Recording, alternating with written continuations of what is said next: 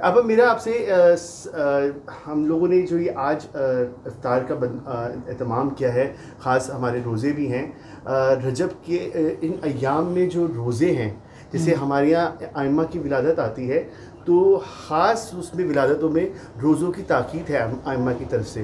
तो बहुत से लोगों के सामने अगर हम ये कहते हैं कि रोज़ा है, आज 13 रजब है, 1 रजब है, या कोई ख़ास विलादत का दिन है, इमाम हुसैन की विलादत का दिन है मौला, तो लोग कहते हैं रोज़ा, ईद के दिन भी कोई रोज़ा रखता है, ईद के दिन रोज़ा रख लो। तो आप मुझे बताएं इसका कोई ख़ास कॉन्सेप्ट है?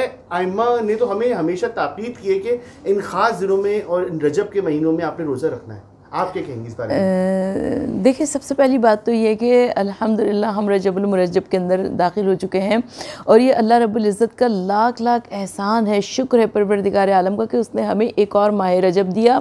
और इस माह रजब में जो सबसे ज़्यादा हमें तज़किरा मिलता है रिवायात में, उसमें सदक़ा है, इस्तग़फ़ार है और उसके अलावा रजबुल मुरज्जब के रोज़े, क्योंकि रोज़ा रखना तज़किये नफ्स के वास्ते बहुत कारगर साबित हुआ करता है।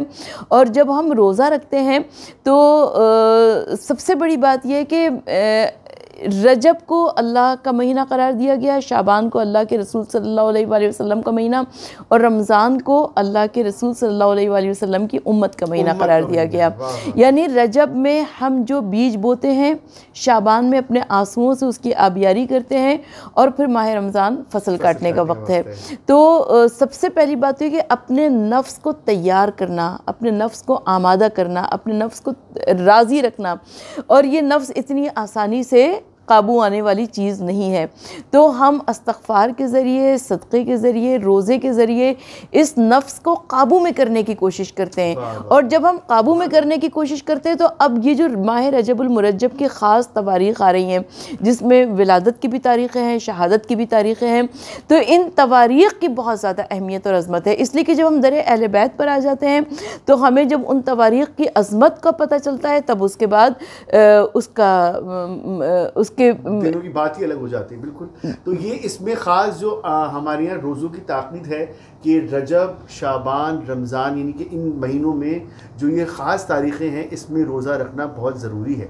रोज़ा रखने का बहुत ज़्यादा अज्र और सवाब बताया गया माह रजबुल मुरज्जब के रोज़ों का, बल्कि माह रजब के रोज़ों को मुत्तसिल करना माह शाबान के रोज़ों से, माह शाबान के रोज़ों को मुत्तसिल करना माह रमज़ान के रोज़ों से, ये मुसलसल जैसे 3 महीने के रोज़े के का सवाब का अज्र मिलता है।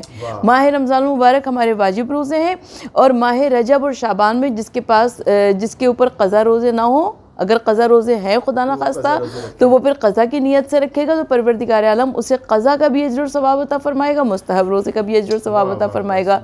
और माह रमज़ान जो है वो हमारे वाजिब रोज़े हैं। ये देखें आप माशाल्लाह से इन अय्याम में एक रौनक, एक बरकत, और आप रोज़ा रखते हैं तो एक अफ्तार के टाइम पर एक वही रौनक जो आपको रमज़ानों में मिलती है, वही हमारे इन ख़ास अय्यामों में जो हमारे विलादतों के और ख़ुशी के दिन हैं। क्योंकि अहले बैत के घराने में खुशियाँ बहुत कम हैं, तो लेकिन ख़ास हम आज खुशी के मौके पर आज आप हमारे साथ मौजूद हैं, तो हमने कहा कि आज आपके लिए, क्योंकि आप ख़ुद रोज़े से होती हैं, तो हमने कहा रोज़े का एहतमाम होना चाहिए और एक मैसेज होना चाहिए आपके ज़रिए कि जो लोग ये सोचते हैं कि हम ख़ास दिनों में, इन अय्याम में, इन विलादतों के दिनों में रोज़े क्यों रखें, तो ये एक मैसेज था कि आज आप मैसेज दें कि लोगों को ये ख़ास दिन है, तो इसमें रोज़े की बहुत ख़ास है। बिल्कुल, इसकी रोज़ों की अहमियत, रोज़े का अज्र और सवाब जो है, अगर हम मफ़ाती उठाकर पढ़ें, अगर हम आइम्मा ताहीरीन अलैहिस्सलाम की रिवायात देखें तो उसके अंदर हमें ख़ास अज्र और सवाब नज़र आता है।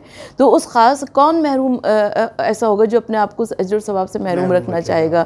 तो रब्बुल आलमीन हम सब की तौफ़ीक़ात में इजाफ़ा फ़रमाए और हम सबको इतनी हिम्मत दे कि हम उन तमाम तर रोज़ों के अज्र और सवाब का और इस्तग़फ़ार का और सदक़े का अज्र और सवाब और माह रजबुल मुरज्जब के जो अजीम तरीन अज्र और सवाब है उसे हासिल कर सकें। बहुत आपका शुक्रिया। आप बिस्मिल्लाह कीजिए। ये नमक जो है ख़ास इमाम रज़ा के हरम का है, माशाल्लाह तो माशाल्लाह इसे कीजिए और रोज़े का इफ्तार, तो बिल्कुल ख़ास माशाल्लाह। इस वक्त हम रोज़े का वक्त हुआ जाता है और आप हमारे साथ मौजूद हैं।